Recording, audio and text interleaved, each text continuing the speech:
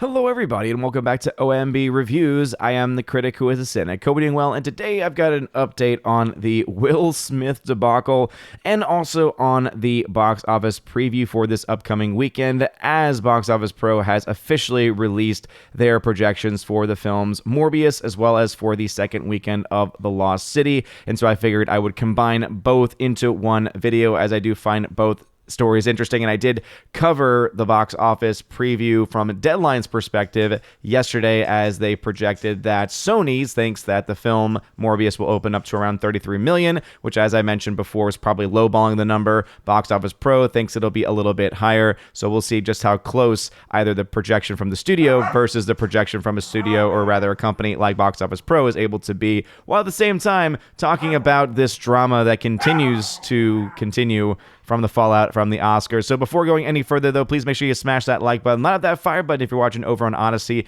and also make sure that you are subscribed to the channel with that bell notification turned on. That way you know every time a video or live stream goes live on the channel. I want to first start off by saying how kind of sad it is that this is the story that is kind of dominating the Oscars right now, because, and this was brought up actually on the live stream from this past Tuesday, a good friend of the channel, Greta Zenner. Go ahead and subscribe to her channel, Greta Zenner. She is someone who I've known for many, many years, and she, like me, I know, River, I know you're upset about this as well.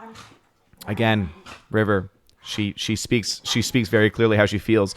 But Greta put out a video that talked about basically how I felt many years ago when I finally gave up on the Oscars, all right? You know, about how the Oscars used to be about celebrating film, and it used to be a time where you could, get excited and get dressed up and have an Oscars party and talk about, okay, who's going to win, who's not going to win, and all the, all this, behind the scenes baseball and stuff. And it used to be fun. And then, of course, it became incredibly political, at least as from my perspective. It became so incredibly political that it became unbearable to watch, and now it's just fallen so far away from where it used to be that now it's become such an elitist, but not just an elitist, because it's always been elitist, but an elitist political show that it's just so unbearable to watch. And the sad thing about it is that the film that won Best Picture, Coda, which I'm sure many of you have still not even heard of, you've heard about the Will Smith slap, you probably haven't heard of the film Coda, actually sounds like a really good film dealing with it deals with the story of a girl who has two parents who are deaf. And that is a story that is typically not one that you would often hear talked about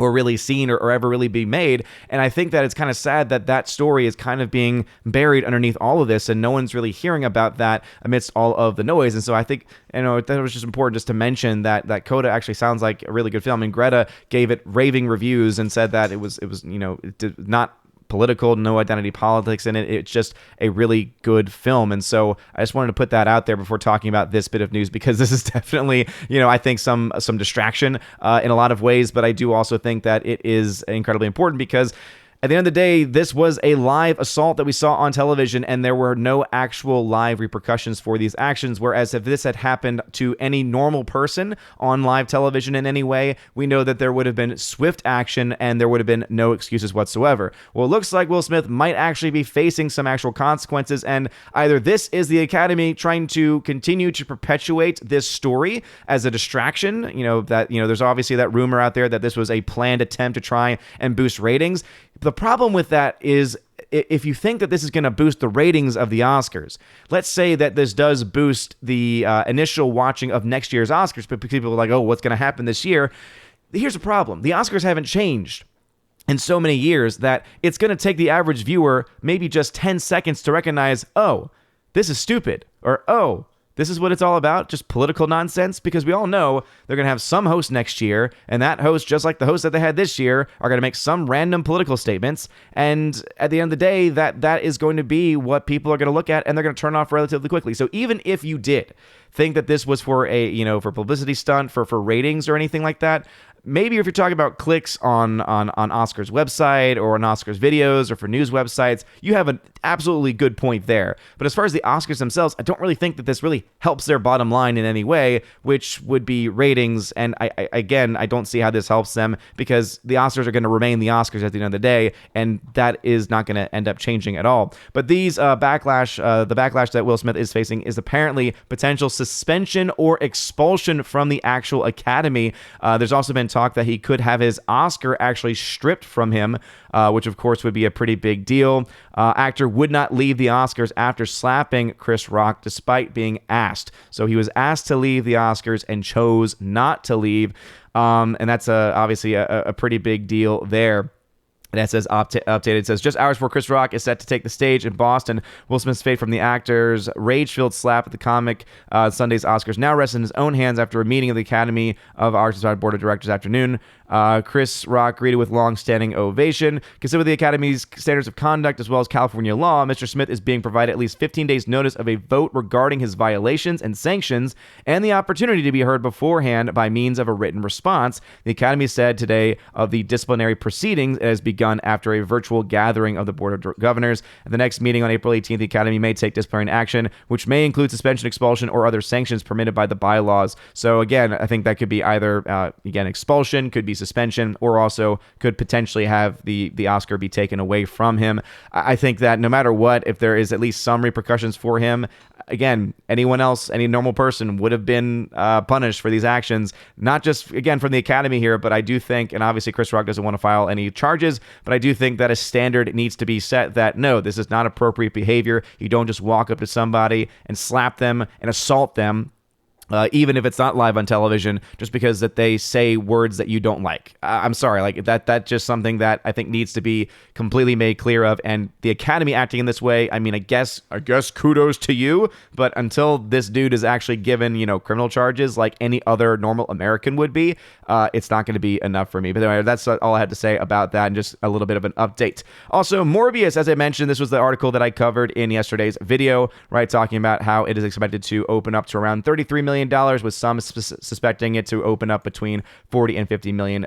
Well, we do now have some updated numbers from Box Office Pro, and they are suspecting the film to make around $40.2 million, with their overall range being between $36 and $46 million. The only other new release this week is The Contractor, which is expected to make a little less than $1 million, so not really much to say there. But $40.2 million would definitely be a strong start for Morbius. As I mentioned, this is a film that does not need to make all that much money to break even. I've actually seen some other channels that I'm, fond of and that I'm friends with who have already been saying and calling this film a flop. And though I would be tempted to say the same thing just because of the fact that I just don't think a lot of people are going to be fond of the film based on marketing and things like that, I can say that after getting my ticket for tonight, which I might have to cancel because of a podcast episode that I have to film with John Flickinger for Patreon Subscribe Star peeps, it is actually, a lot more full than I thought it was going to be. It actually was pretty standard as far as kind of even like pre-pandemic numbers. And so I think that Morbius is actually going to do relatively well. I could see it doing the $40.2 million. Obviously, there is that range there. And it just needs to make around $187 million worldwide to break even. And I think that's easily attainable for this film, even if it is not the most popular film in the world. I mean, Sony has been putting out films that have been, on standard making roughly around, $300 million or so at least. So this film should be able to make more than enough to break even, to make some profit, though I don't think it's going to be one of the biggest Sony releases. I don't think it's going to reach the heights of some of their other releases, especially nowhere close to Venom 2 or Spider-Man No Way Home. Lost City, in its second weekend of release, expected to have a 46% drop, which is not a terrible drop there. Expected to make another $16.2 million, bringing its total to $55.9 million. The biggest issue for The Lost City, of course, is that it does need to make a bit of money and is not doing much anywhere overseas. As I mentioned in the last week's box office tracking video, right now, as of the numbers of last weekend, it was at a $92.4 million loss. Similar to what we see with Morbius, it needs to make around $185 million in order to break even, but it's only coming out really domestically and is expected to come out in a couple of other countries based on my estimates. And as you can see right now, the latest numbers from the numbers has it only at 35.9, so it's not been making a whole lot during the week. Of course, we don't have any updated numbers from any other areas at this point, but it is not looking good at all for this movie. And so $16.2 million, though it's a strong hold, and it might do well domestically comparatively and have some strong holds in the weeks ahead. It still has a long ways to go to break even. So we'll have, of course, our official box office projections this coming Sunday once we actually have those Sunday updated numbers. The Batman expected to hang around still 44%, $350 million is going to be the total by the end of the weekend. It's making another $11.5 million. Uncharted expected to make another $3.3 million, also sticking around quite a bit. Jujutsu Kaisen expected to drop another 54%, still in over 2,000 theaters, so still making $2.1 million. So staying still doing quite well. Dog, $1.7 million, and Spider-Man No Way Home, probably the biggest fall from the top 5 that we've seen for it so far, but for a film that's been out for a very, very long time now, that is kind of to be expected. Expected to be around $1.6 million, getting to $803 million in the overall domestic total. X also hanging around, as is Sing 2. So again, Sing 2 and Spider-Man No Way Home quite impressive in their stay time at this point in time. What is also impressive, of course, if you look to some of the numbers, so Batman numbers have updated a little bit. So $674 million is the current numbers for the Batman. As I said, I could see this film kind of tapping out around $850 million or so. We, of course, will have to wait and see exactly what the film is able to do. Whereas if we look at the updated numbers for Spider-Man No Way Home, that film is just about at, again, so very close to hitting that $1.9 billion mark. And I think that after this weekend, once you get the foreign totals in, that will absolutely be the case. And lastly, you have Uncharted, $358.3 million is currently where it stands. And it is, again, in the process of making some profit. So everything at this point added on is more profit. So it looks like more profit for the Batman, more profit for Uncharted, though, of course, they are also still sending millions upon millions of dollars to the Communist Chinese Party. And that is going to be something that I'm always going to call out as evil, just like I'm always going to call out physical assault as evil, and the Oscars, who I'm sure also have a lot of dealings with other foreign countries. They might be willing to speak out against places like Russia. However, when it comes to the human rights violations of China, Hollywood continues to remain silent and continues to probably give a slap on the wrist to people like Will Smith because, hey, they're better than you, and they know it. Anyway, what are y'all's thoughts about it? Obviously, they're not. But anyway, what are y'all's thoughts about this? Let me know in the comment section down below. If you like this video, smash that like button, slap that fire button on Odyssey. Y'all are all amazing and beautiful people. Hope you all have a wonderful rest of your day. And as always, God bless.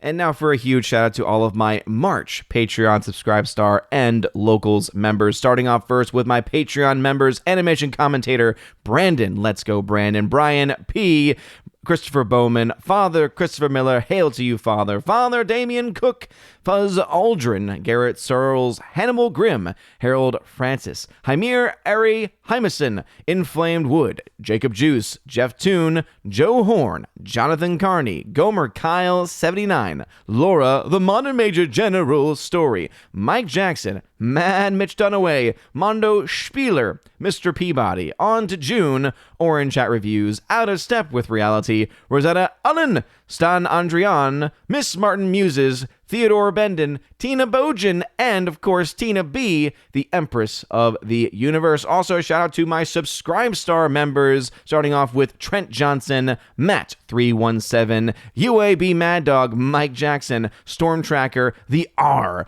Nosferatu Gatsu, Stan 4, John B., Mr. Roy, Glinzer, J. Alex McCarthy Jr., Dean Heiss / the new number 2, J-Rod the Beer Guru, and ZK-Man. And a final shout out to my Locals members, Kara Tharp, UAB Mad Dog, Mike Jackson, and Robert Barnes. And lastly, a huge shout out to my newest Locals member, Brett D90.